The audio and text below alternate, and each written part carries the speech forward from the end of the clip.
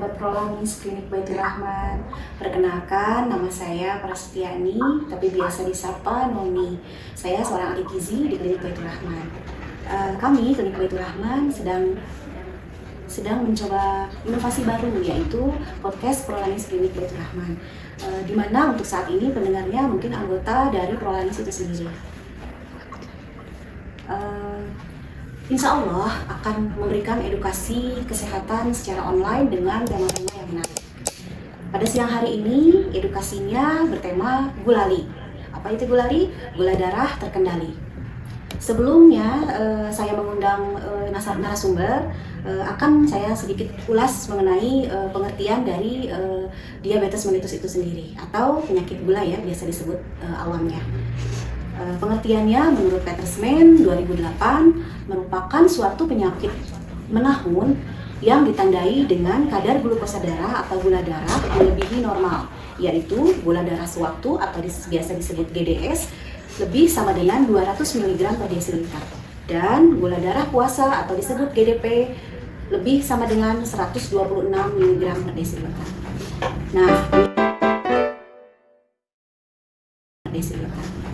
Nah, penyebab dari DM itu sendiri ada beberapa, salah satunya satu, kegemukan atau obesitas, kedua, hipertensi, ketiga, riwayat keluarga yang menderita penyakit DM, keempat, umur, kelima, faktor genetik, keenam, alkohol atau rokok, ketujuh, dislipidemia atau kolesterol tinggi. Ya.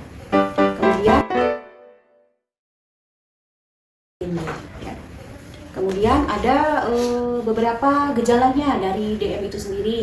Menurut Kemenkes RI, satu, poliuri atau biasa disebut atau sering dikenal dengan sering buang air kecil. Kedua, polifagia atau sering cepat lapar, ya. Ketiga, polidipsi atau sering haus. Keempat, BB menurun drastis tanpa sebab yang jelas. Kemudian kesemutan. Keenam, luka sulit sembuh. Ya, itu adalah beberapa gejala dari atau tanda dari gula atau penyakit diabetes mellitus.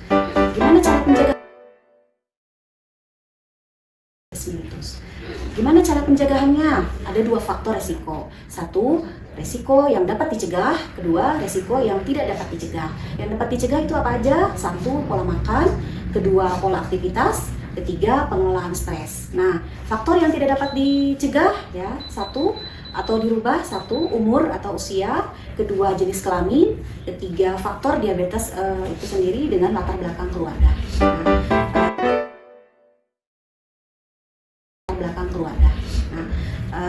Pada siang hari ini saya mau mengundang narasumber, yaitu Ibu Enda. Assalamualaikum Ibu. Waalaikumsalam. Terima kasih untuk waktunya. Ibu sempetin Ibu puasa kesini ya. Nah, Ibu, sebelum saya perkenalkan ke yang lain, saya bacakan dulu biografi singkat Ibu ya. Nama Ibu Enda Budiningsih, usia 57 tahun, alamat Gria Bumi Praza, pekerjaan PNS, anak memiliki 3, kemudian hobinya menyanyi, berenang, dan memasak. Wah, alhamdulillah Ibu. Sehat Ibu? Alhamdulillah. Ya. Tapi usia saya bukan 57. Oh, berapa Bu? 53 nanti. Oh, 53 tahun Ibu Enda ya. Ibu Enda ini sudah lama punya penyakit diabetes ya. Tapi Ibu Enda ini sangat kelihatan segar, sehat, positif vibes pokoknya deh Ibu ya. Walaupun Ibu sedang puasa gini juga Ibu kelihatannya beda, segar gitu ya. Nah, sahabat Prolanis mungkin ingin tahu ya bagaimana nih tipsnya Ibu selama ini menjalani ya gitu. Boleh. Nanti saya akan kasih pertanyaan buat Ibu. Ibu, riwayat gula ini atau diabetes ini sejak kapan Bu? Atau dan gejala yang dirasakan itu gimana Bu? Awalnya saya pikir saya itu darah rendah. Kelingan aja gitu. Karena kan saya memang punya darah rendah. Jadi darah saya dipernya itu selalu 65-60 lah. Saya malah minum teh manis, itu kan saya pikir saya darah rendah ya, kayak awam. Malah makanin bakso teh itu masih hobi. Ternyata pas dibawa ke klinik Baitur Rahman, ternyata saya gula darah di 400. Kalau nggak salah di akhir 2009 atau di awal 2020. Akhirnya saya dirawat di situ, dan saya pikir masih gejala-gejala aja, masih malas minum obat, hanya saat sakit aja. Ya saya atur pola makan saya sendiri aja sampai saat itu. Apakah ada keturunan Bu dari keluarga? Iya, kebetulan ada bapak saya dan ibu. Oh ya, kedua orang tua Ibu ya berarti ya. Boleh tahu tadi berapa Bu angka gula darahnya yang pas Ibu tahu awal ya? 400. 400. Kalau saat ini Ibu terakhir kapan? Senin kemarin Senin kembali berapa cek itu? 180 alhamdulillah. 180 sahabat Prolanis. Alhamdulillah Ibu bisa menjaga ya. Tapi juga proses itu Iya. bertahan. Ibu pernah mengkonsumsi obat DF? Pernah dikasih pada awal tuh dikasih metformin. Saya kalau nggak salah dikasihnya cuma setengah. Ya. Lama-lama meningkat jadi 1 miligram cuma. Terus tahun 2023 karena menurut dokter Deti kok saya naik turun gitu gula darahnya. Saya periksa ke dokter Dani. Di situ saya dikasih glukovan sama 1 miligram. Tapi Ibu minumnya sampai sekarang atau gimana? Udah nggak? Oh, hampir udah. setahun lebih. Oh, udah setahun lebih Iya, Ibu setahun tidak lebih saya dari mengkonsumsi? awal 2025 Januari 2025 Sampai sekarang Ibu? sampai sekarang. Ibu lakukan itu berarti pola diet atau pola makan tanpa obat ya Bu ya? Iya. Nah Sobat Prolanis, Ibu tidak menjalani dietnya atau pola makannya sampai saat ini tidak dengan menggunakan obat ya, obat DM-nya. Bagaimana Bu bisa ceritakan sedikit sama sahabat Prolanis ini biar tahu ya tipsnya bagaimana Ibu menjalani pola makan, mengaturnya? Jadi saya atur pola makan saya itu sehari saya cuma makan nasi kurang lebih antara 5 atau 6 sendok ya. Saya ngambilnya pakai sendok ya, bukan sendok nasi, bukan sendok nasi. Terus sehari itu saya cuma makan nasi paling banyak tuh 2 kali. Dan di seharian itu juga paling jam terakhir saya makan itu jam 6. Saya nggak pernah lebih dari jam 6. Jam 6 sore ya Bu? Jam 6 sore iya soalnya. Terus saya puasain perut saya sampai 12 jam atau 5 atau 16 jam. Setelah jam 6 sore itu? Iya, jadi saya latih itu terus. Emang sih awalnya berat ya. Jadi kuyuk-kuyukan lapar gitu. Iya. Tapi kalau udah terbiasa, ya biasa. Jadi Ibu makan pagi tadi jam 9, Jam 9 jam 10. jam 10, kemudian makan sore langsung ya Ibu nggak ada? Enggak sih, saya ada snack time juga sekitaran jam 1, jam 2, jam 3 itu. Nanti makan kembali baru jam 6 sore ya Bu? Ya, jam 6 sore paling malam lah. Makanannya apa aja Bu? Boleh tahu? Saya lebih suka makanan, kebetulan ya dari dulu ya, saya sukanya kukus-kukusan, rebus-rebusan. Kadang-kadang bandel juga gitu, saya ada cheating time-nya juga ya, menikmati hidup di hari Sabtu Minggu. Saya masih makan nasi uduk gitu, masih menikmati bakso, tapi itu schedule banget. Jadi saya hitung-hitung misalnya saya hari ini makan bakso 2 minggu atau 3 minggu lagi atau sebulan lagi saya baru makan bakso. Nasi uduk juga gitu, sama. Jadi pokoknya hal-hal yang dilarang untuk pasien penderita diabetes itu di hari Sabtu Minggu saya biasanya agak-agak nakal gitu. Tapi yang penting mah konsekuen, Iya, konsisten itu. sahabat Prolanis. Jadi kalau kita makan makanan yang ada di rumah itu juga bisa, tetapi ya itu tadi Ibu konsekuen, ya niatnya harus konsekuen. Soalnya harus patuh memang ya Bu ya. Jadi saya tetap menikmati hidup tanpa ada pantangan makanan apapun. Saya tetap makan semuanya kecuali hal-hal yang saya nggak suka ya. Baru itu saya nggak makan. Jadi bisa nanti sama sahabat Prolanis ya diikuti. Selain menjaga makan, adakah kegiatan lain Bu yang membantu menjaga gula darah? Sebenarnya beraktivitas normal aja ya, turun naik tangga gitu kalau saya butuh tingkat. Atau saya kalau lagi iseng, paling saya mainan hula hoop karena saya senang main hula hoop. Atau angkat barbel gitu karena kan membentukkan otot ya. Yang penting ada sesuatu yang dilakukan atau bergerak ya Bu ya. Bergerak.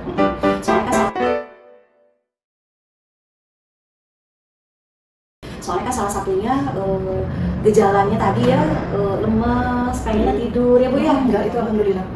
Berarti ya sahabat Prolanis juga harus selain pola makan, pola aktivitas juga harus ya gitu. Jadi itu sangat mendukung juga dari yang tadi ya. Gitu.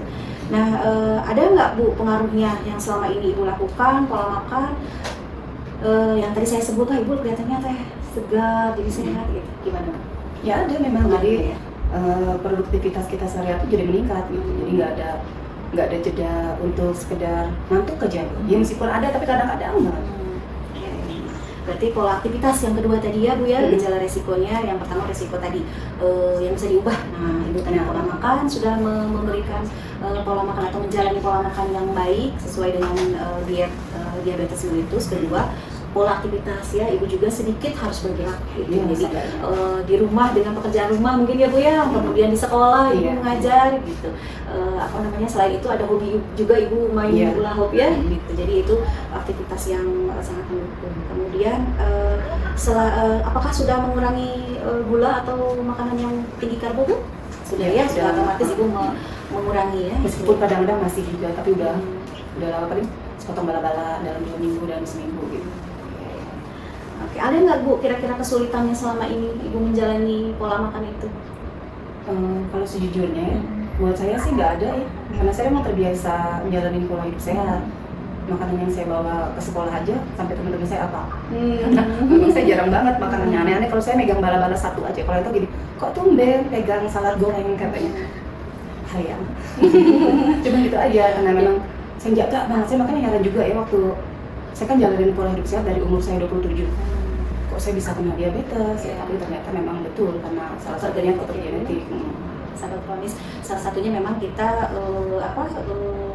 tadi tanda gejala atau tanda dari diabetes, yaitu salah satunya faktor genetik ya, kedua orang tua ya gitu, atau silsilah keluarga gitu.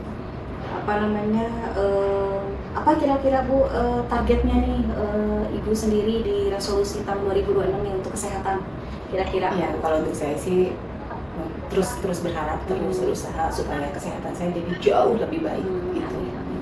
Nah, selain pola makan, kemudian pola aktivitas, salah satunya lagi pola stres ya Bu ya? Ya, itu harus dimanage. Pola stres ya, sahabat prolanis, pola stres yang ketiga juga harus ya Bu ya? Iya. Apa Bu contohnya Bu? Mikirin hal-hal yang nggak penting gitu ya, nggak penting kalau nggak prioritas saya sih saya pinggirin dulu. GP aja emang pikirin gitu ya Bu ya.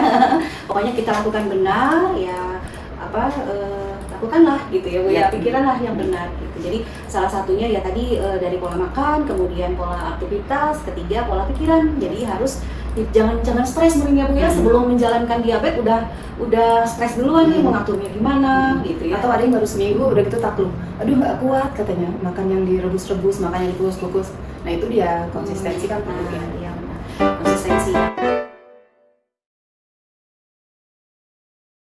konsistensi yang tepat. Memang sih secara secara naluri atau fitriah kita juga kan manusia pengen nyoba atau pengen makan ya, kayak tadi ibu ada apa Bu, cheating time ya Bu? Snack time disebutnya. Jadi snack time ibu bisa atau mau atau pingin makan yang ibu apa aja pengen ya, ada. iya. Tapi itu tidak tiap hari atau tidak setiap waktu ya gitu ya. Jadi sahabat prolanis, nggak apa-apa, itu juga untuk penata laksanaan diet DM ini bisa juga dilakukan kalau atau buat orang yang mau menurunkan berat badan ya Bu ya. Iya. Sama aja polanya seperti itu, mengurangi konsumsi karbo ya Bu ya. Dan gorengan juga sih. Nah, gorengan ini. Itu dia susahnya. Itu dia.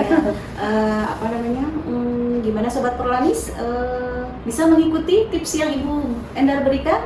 Mudah-mudahan ya. Nah, di puasa kali ini gimana Bu tipsnya? Ada tipsnya nggak untuk menjalani puasa ini? Oh, kebetulan Ibu puasa Bu hari ini Bu? Kebetulan enggak. Enggak. Tapi adakah tipsnya Bu buat sahabat prolanis dalam menjalankan puasa ini untuk mengatur pola makan tadi? Kalau kata saya sih, jadwal makan biasa aja, cuma dirubah jadi malam. Cuman banyakin air putih, jangan es dan jangan gorengan. Ya nggak apa-apa, perlu diselingi sekali-kali ya, tapi jangan tiap hari. Ya, berarti ada hikmahnya berarti juga ya, karena kita puasa jadi tidak makan ya Bu ya, tidak makan dari setelah sahur sampai mau maghrib 12 jam. 12 jam, berarti kan istilahnya mengurangi, benar-benar menjaga ya, gitu, menjaga pola makan gitu. Tapi diingat setelah buka, nah itu dia ya, Bu ya. Yang langsung diterjang sama es gitu ya, yang manis ya, yang terlalu manis atau yang bergoreng-goreng gitu. Oke, begitu saja sahabat prolanis. Masing-masing harus punya resolusi kesehatan ya, buat kita menjadi lebih baik ke depannya. Terima kasih. Berarti Ibu Bapak sudah paham ya, sudah mengenal bagaimana tipsnya untuk menjalani pola makan, pola aktivitas dan pola stres di penyakit diabetes mellitus ini ya. Mudah-mudahan kita semua diberikan kesehatan, kelancaran dalam menjalankan ibadah puasa ini ya Bu ya. Terutama yang punya penyakit gula atau berhipertensi ya gitu. Terima kasih buat Ibu Endar, waktunya, tipsnya. Semoga Ibu selalu sehat dan selalu menginspirasi banyak orang. Amin, insya Allah. Ingat tadi, belum disebutkan slogannya. Ada Bu slogannya yang belum saya sebutkan. Saat kamu menjaga gula darahmu, kamu juga menjaga masa depan. Ya, itu slogan dari diabetes mellitus. Jadi ayo kita sama-sama, walaupun belum terkena juga ya Bu ya, istilahnya belum punya penyakit diabetes, tapi kita bisa menjaga gula darah supaya tetap stabil, betul ya. Terima kasih waktunya. Kalau tidak ada pertanyaan mungkin ya, saya sudahi. Terima kasih. Assalamualaikum warahmatullahi wabarakatuh.